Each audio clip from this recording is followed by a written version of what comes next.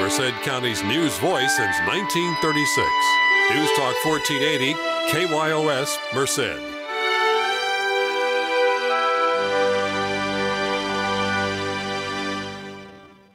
Greetings from the KYOS News Desk. We are joined once again this week by Merced County Sheriff Mark Pazin. Welcome back, Mark. Good morning. And you were telling me that the Sheriff's Department was on the Discovery Channel recently. What was that all about? Well, if you recall, back over the past year, 12 months ago, we had the murder for hire, wherein the wife took out nearly $1 million worth of life insurance on the husband. The wife had been previously married, had some kids, and was able to... Oh, yeah, I just kind of vaguely remember yeah, you know, and shot the poor guy there in Dos Palace, at the Dos Palace Y off of Azusa. Right. She was supposedly going to fix breakfast, but she had her son and his friend and the daughter's boyfriend kill this poor guy. God, you know, the name escapes me, but it was on the Discovery Channel on Thursday, and it's going to be replayed again over the weekend. And our detectives did a great job during the, it was an hour-long show. It was titled, for those persons interested, The Families That Slay Together. There you go. Yeah, and they had three. You ended up getting all of them, didn't you? Ours was, we were profiled on one show. There was another family where the wife killed the husband, something in the Midwest, and then there was another one back east, I believe. But ours was the West Coast model, and you know. And we got local boys on it, local guys. Yeah, Detective Chuck Hale was the lead investigator, and then our detective Mike Reese was also instrumental in putting it all together. And you got to bear in mind, this was the son, 18 or 19, maybe 20, was the UC Merced student who had gone on to college and thought they were a bit smarter. And if I remember correctly, the story just didn't jibe, right? Correct. You guys figured out that something just didn't make sense. Right. Yeah. You know, she was very cavalier about the whole thing. They thought it was first suicide, but he had 2 bullets in him.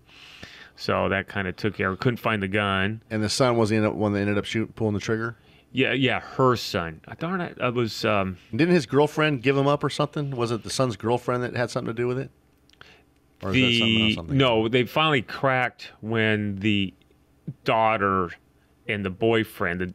There was the mother, daughter, son. The daughter was impregnated by the boyfriend, and they got involved. And the mother was very manipulative and got everybody...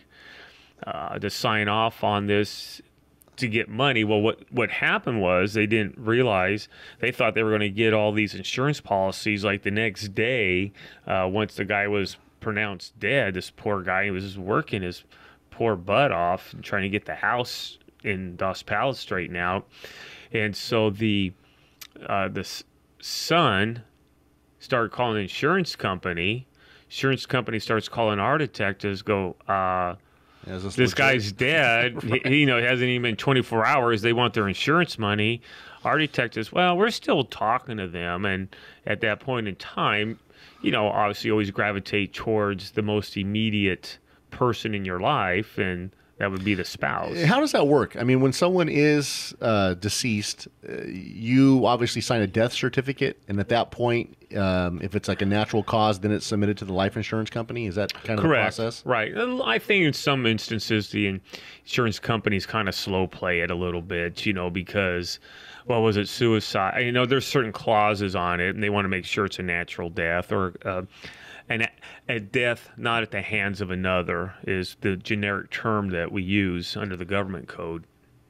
Maybe so what you put on the death certificate is very relevant to the life insurance company. Exactly, in the cause of death, in the time of death, and where the death was. Because insurance companies, that's how they make their money. If all of a sudden you have a payout of $500,000, Absolutely. They're going to scrutinize it. Well, in this particular instance, the wife, unbeknownst to the husband, had 3 insurance policies totaling nearly $1 million.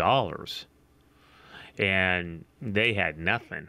I mean, they were had got evicted from the house.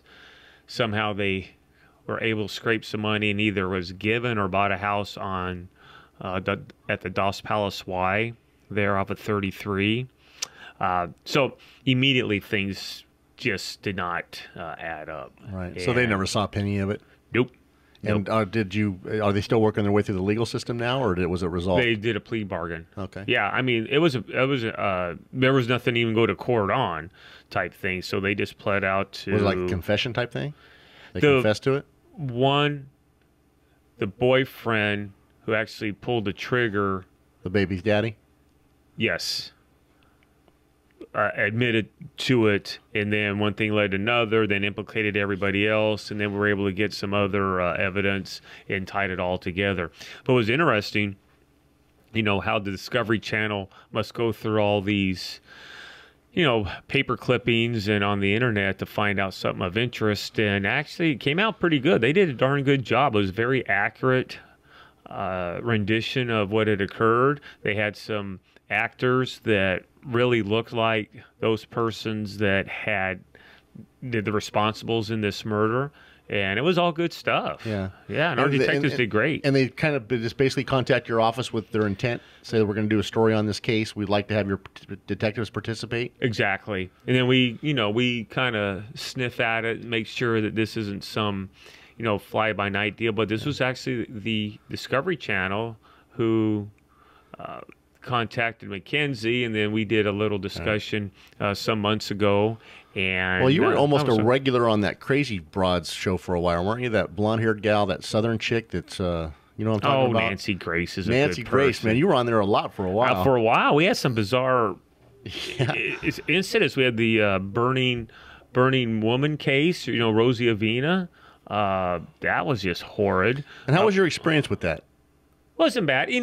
It's interesting to see behind the scenes, the Pawn Wars or the Pawn Stars. There's some lawsuit on that, or because they kind of supposedly fluffed that up. HGTV, supposedly there's allegations storage wars or whatever. HGTV was like, now these are the allegations. I don't want to get in any trouble. Exactly, I'm just reading this off the newsprint, that there may be a little fluffing of the storyline. Well, the thing that I find pretty amazing is the people that supposedly leave those storage units full of things that are worth hundreds of thousands of dollars. Because I remember one of them hit like gold coins. They hit a big cache of coins that they ended up selling for some ungodly amount of money that was left in a storage unit. Oh, really?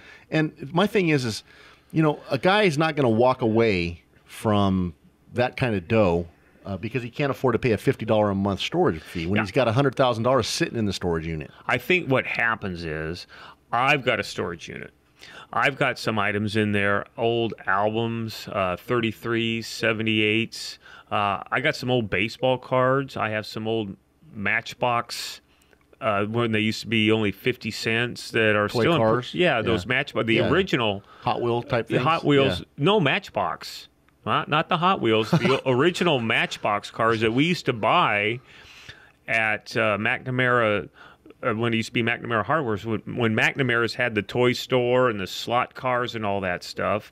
And myself and brothers and sister, we'd go down over and buy those things and play with them with the neighbor kids and such. And some are still in good shape. Right.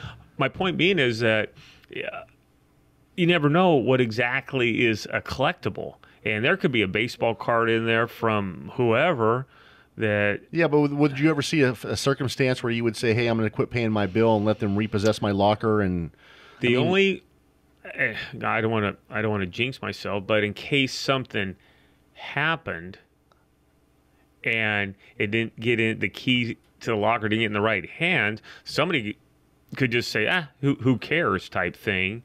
And you have all these materials, and I have old... beer signs. Neons? Neons? Yeah, and some of the, where it had the, with clocks and the plastic ones, given to you from when that was, you were able to do that years ago type thing. So there's some interesting stuff. Yeah. I guess the point being is, I don't want this directed at me, but, you go to these storage wars, somebody could have passed away. Somebody Well, could have. some of them look legit, but some of them don't pass the smell test to me. I mean, know, it's just your like you look at them, you're thinking, Well, how do you find all these old letters from the Civil War? Periodically you'll find something that was written by, let's say, Abraham Lincoln to somebody, and it gets put in a binder or an envelope and gets in a storage locker, and next thing you know, somebody's going through it, bit by bit, and all of a sudden it's worth money. I guess conceivably, I think if someone passed away, like you said, and their heirs didn't know that they had that storage locker, that's conceivable. But I would also imagine that there has to be some type of notice given from the establishment before they can put their stuff up for sale. I mean, when they have to notify it goes through the family, legal notices, right? Correct, but you could have a different last name, and then for that storage unit that I have, I don't have next of kin on there. Right. It belongs to Mark Pazin type thing. But if you were to pass away, your children, I'm sure, would. Laura lives in San Francisco, and Hutch isn't old enough to know what a storage unit is. Maybe. Well, I know about it now, Mark. And if you get, I didn't tell you where it was. If you get killed, I'm going to go after your storage. I didn't tell you where it was. You know what? I can't even find it. It was funny. I was going to go get some Christmas items and Thanksgiving items. I can't even find the darn key. A little interesting side note here. You're talking about Civil War letters. There's a couple that lives in Atwater who is a descendant of a soldier who was present in the theater at Ford's Theater the night that Lincoln was assassinated, and gives a first-person account of what happened that night. I'll be darned. And it's in their possession. They came there on Community Conversations one week. That thing must be worth some cash, man. You would think so. Yeah. Especially if they can authenticate it. They had it with them. I mean, they had it in their family Bible and showed it to us. And it's just a family heirloom. Yeah, that's what I told them. I said, if I were you, I might want to insure that thing a little bit. I'll put it away in a safety deposit box. Right. Well, Mark, is there anything else going on that we need to talk about? Oh, you said it was been kind of quiet as far as crime goes. That's a good thing to hear. It is. I mean, knock on wood, things seemed to have settled down a little bit. We haven't had, absent the double homicide a couple weeks ago in the city of Merced, we've had a couple unfortunate car accidents where people have perished. But as far as anything dramatic, no more shenanigans out at the jail? No, it seems to have settled down. Everybody. Now, do the prisoners have a right to a Christmas tree? No. Are you sure? No. In the state of California, they don't have right to a decorated Christmas tree and stockings full of goodies. That's if they have money on their commissary. That's coming next. I don't know what's going to come next. Steve, we have these conversations where we just what's this world coming to? You got the Mayan calendar where the 2021 is the last day. Exactly right. A week from today is the last day of the You got planet. all these people. It just kind of drives you nuts. Now, for everybody that is does business with the county of Merced, we're going to be on furlough days the week of Christmas. So, absent 24/7, 365 obligations, sheriff's office, probation, everybody else is going to be off that coming up in 2 weeks. It's hard to believe it's Christmas already. I know. What do you think for the future? What's going on? Let's talk about the fiscal cliff. What do you think? Yeah. Well, it's interesting that you asked that because I'm going to get your expert opinion on this. And tell me if I'm not interpreting this correctly, but the rub to me, as I understand it, is President Obama wants to continue the tax cuts for the 98% who make less than $250,000 a year and allow the tax cuts that people have been enjoying for the last 10 years on the $250,000 a year plus earners to expire. Okay, I get that, right? Am I correct on that? Yes. Now, as part of the compromise, the Republicans and the Boehner crew is demanding spending cuts. Am I correct in that assumption? Yes. Now, has the Republican Party, the Boehner guys, specifically addressed any cuts that they want to see happen? Have they given any specifics to, if we give you this tax cut expiration on the 2% and the 98% gets to continue, here is what we want to see cut? First off, any cut is going to be political suicide. That's number one. Number two, from what I'm reading and in the paper and listening to on the talking heads, Boehner and the boys have identified financial cuts to Medicare, wherein they wanted to raise the age of when you would start receiving that care. Okay. And then some of the other, what people have gotten used to are the entitlements. Here's my thoughts on it. Again, these are just opinions. If you look at it from the sterile environment of 30,000 feet, it's just one big mess. You've got a sitting president who's going to be there for 4 more years. He doesn't have to do anything. Boehner and the boys, they're going to be there for another couple years, but the memory of the voting persons are going to remember who took away what. So it's the epic battle of, we will make more money, but does that mean we're going to spend more money? See, right. There's nobody wants to, in negotiations, Steve, nobody wants to go first. Nobody wants to show their hand first. And as we sit here today, that's still the case. No one has gone first. No one has put potential cuts on the table yet. I think Boehner and the boys have just the Medicare addressed some items, but here's what it is. Here's the deal. Say they go after farming subsidies. Okay, that's going to get everybody in Kansas and the wheat belt all fired up. They're not going to vote for it. Okay, now where do we go? Well, let's go look at raising Social Security age because people are living longer, or when you start receiving Medicare. Well, now has you've got that constituency as we all sit fired here up. today, has that been put on the table? That has been, a trial balloon has been floated. I don't know. Obviously, I haven't been at the White House lately to listen and help negotiate with the president and the Boehner, but all I'm catching is what we hear and watch on TV and the print media. Right. Well, I'm very clear on what Obama's asking for. He's asking for the 98% tax cut to continue, the 2% to expire. And then I hear on the other side saying, okay, well, if we consider allowing that to happen, then we want cuts. We want spending cuts. Correct. Where I'm not clear at is, what are they proposing be cut? Nobody is. And you're in the majority when it comes. Nobody wants to go first. It's like being at the poker table and everybody's kind of doing the head But isn't the party fake. that wants the cuts obligated to go first? I mean, because it seems like the other side is cool with no cuts and just raising the revenue. Exactly. So the other side, isn't the onus on the other side to say, hey, listen, if you're going to compromise, if you expect us to compromise on your allowing the tax cuts to expire on the wealthy, then we want some cuts. And this is where we want to cut. Let me walk you through this and maybe in a different way. I'm kind of being Pollyannish again, aren't I? You are. You're putting common sense to politics, and I've told you, I've chastised you repeatedly for that. Would you stop it, for God's sakes? Well, I'm going to roll up the newspaper and swatch it. Here's what's going on. Any proposed difference in a budget unit and finances that takes something away, you're going to get whacked. You're going to get pulverized. So here's where the president, in my humble opinion, is working from a position of strength. Then, we don't have to do anything. Just let everything go the way it is. Everybody gets a tax increase. So who gets to blame?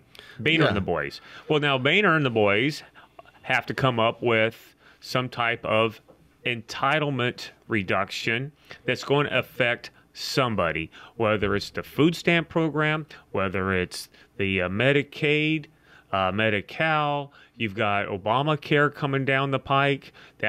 There's hidden costs in that is starting to come to the surface. You've got subsidies for farmers, for dairymen. You look at it. Look at let's talk about the high-speed rail. They're in town touting the long-term positive gains of that, but in the short term, where's the money coming from? A large portion is coming from the federal government. Did you know, and I always find this very interesting, walk with me on this one. Whenever you're talking about saving money, do you realize they're always talking in multiple years? They don't say, hey, I can save you $1 billion this year. Oh, no. Over the next 10 to 20 years, if we do this, we'll be able to save you $1.8 trillion. Okay, who in Sam Hill worries about 10 to 20 years? Here and now is the items that need to be addressed to bring down what the federal government is printing money quicker than a copying machine.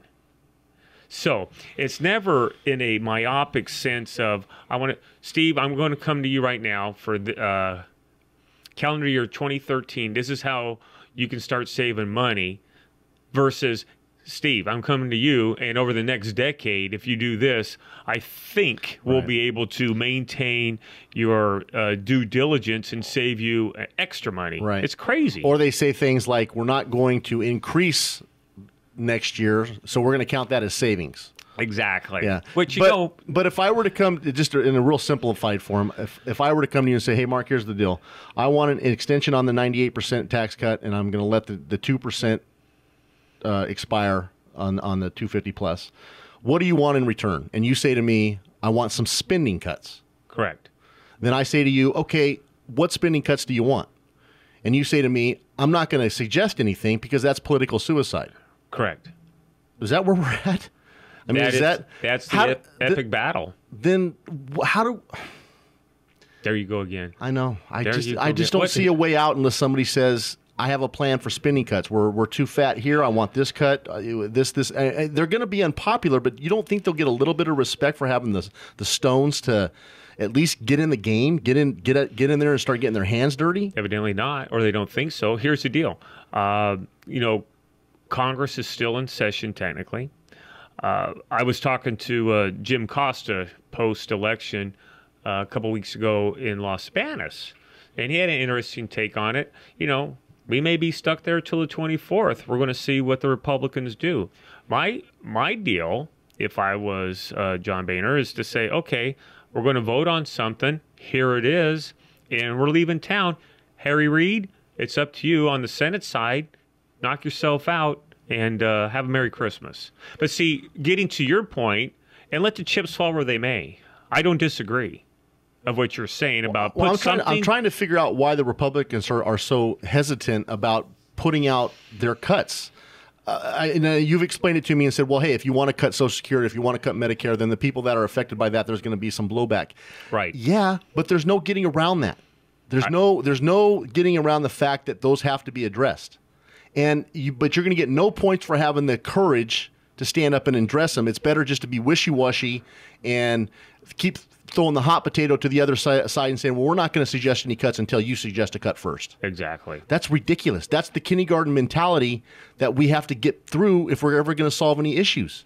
I don't disagree. But what happened is basically in this past presidential year, regardless of what political stripe you are, regardless of whoever you voted for, the topic was framed in such a way that was positive for the president.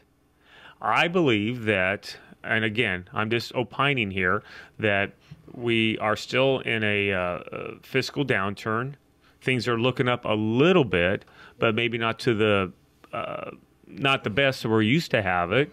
I think the Republican candidate made some errors in how he framed his conversation and wasn't aggressive enough, and thus it allowed the other sitting president to go ahead and frame it for him. So now, in the mind of being political and in law enforcement, all I can again is hypothesize that in the mind of the president, he's got the juice. Yeah. I don't, okay, I am leading. I'm telling you that the 2%ers need to start stepping up to the plate.